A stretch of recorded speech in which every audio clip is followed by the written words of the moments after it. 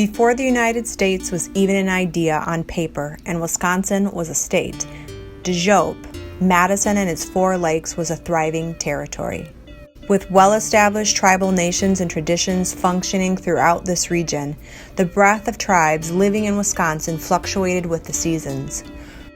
Is part of the vast territory occupied by the Ho-Chunk Nation to this day. Facing extensive ethnic cleansing, genocide, and forced removal actions on the part of the Europeans and the developing United States, tribes negotiated and ceded vast amounts of land and rights in order to ensure the survival of generations.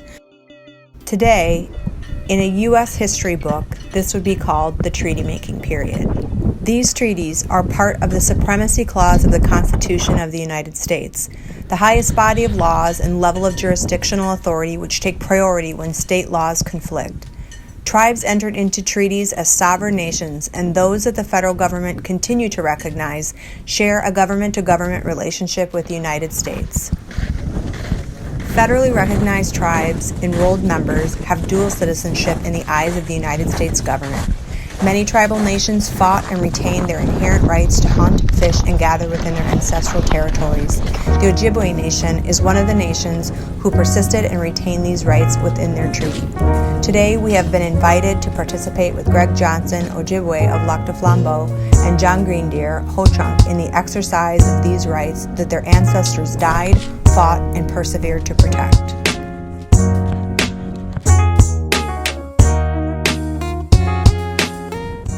As this is the time of year when Lake Mendota is frozen over, we got a lesson on the exercise of treaty rights with ice spearfishing.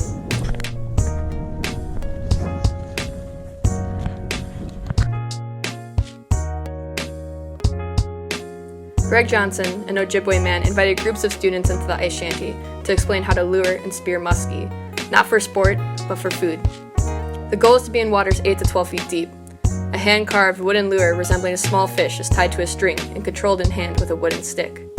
The lure is carved so that when a quick upward and slow downward motion is used, it moves in a circle. This mimics a fish in distress, which to the opportunistic muskie means dinner. When a muskie is close enough, the spear is shot down into the hole chiseled out of ice and then brought up to the surface. The muskies harvested by Greg go to feed people. There's purpose in the act, not in solely sustenance of the body, but sustenance of a culture.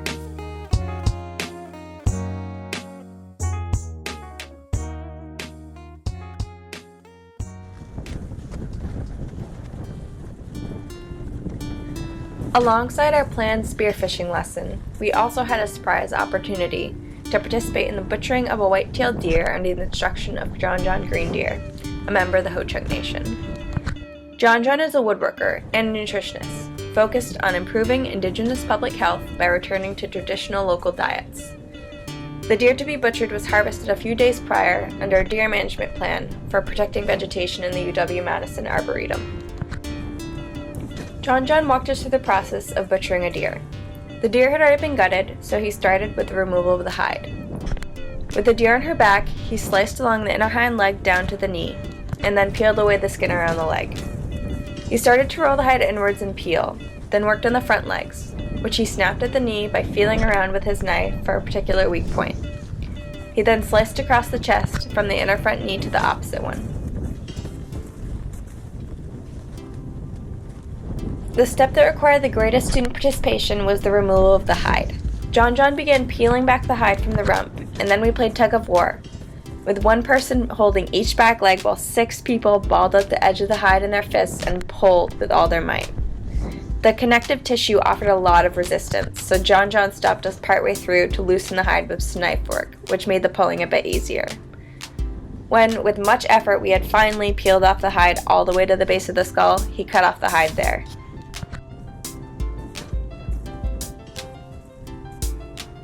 Next, we learned about the different cuts of meat on a deer. John pointed out the flank meat and explained that these are the shivering muscles and are very healthy cuts when smoked. The fat from the top of the rump is sliced into cubes and fried to make wodaha, a Ho-Chunk word. This is sent off with people who will be working outside all day as a high-energy snack because it is fat. The deer was then quartered, with each leg removed from the carcass. The front legs are removed without bone breaking by slashing at the armpit. To remove the head, John felt around for the particular joint at which to break it off. In spring, the skull is often full of slugs, so you have to put sticks in it. The brain, which is high in lipids, is often harvested for use in softening hides during the tanning process. The glands, we learned, are often responsible for people's dislike of deer meat, as they give off a nasty flavor if you cut into them. This is one major reason for slow and careful butchering of deer. The tenderloin can be sliced off the back of the deer, and I learned from first-hand experience of a morsel is so tender and flavorful that you can eat it raw. Here you see John cutting meat from the belly of the deer. This is the deer equivalent of bacon and is fried and eaten. The diaphragm, which is a lining that separates the vital organs from the gut, is edible and is often cut into when the deer is gutted. The diet and status of the deer at the time that it is killed is a major contributor to the flavor of these different cuts of meat.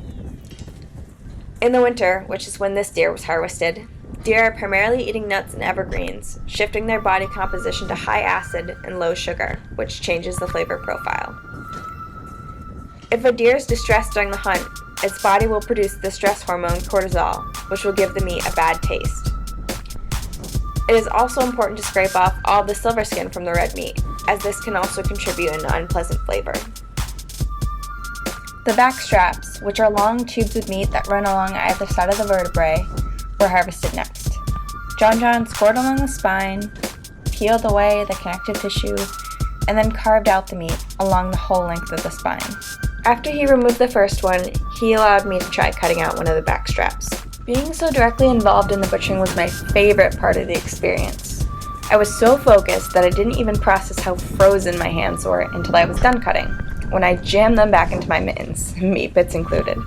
As an environmental vegetarian, I felt deeply grounded in this experience, and reveled in being so close to my food in a way that I had rarely experienced since I moved away from the farm I grew up on in northern Vermont. In a finite world, this seems to me like the most ethical and responsible way to include meat in our modern food system. However, this food source is being threatened by the rise of chronic wasting disease, known as CWD. This disease, which is similar to mad cow disease, is most readily spread when deer are gathered, which is often facilitated by hunters baiting them with corn.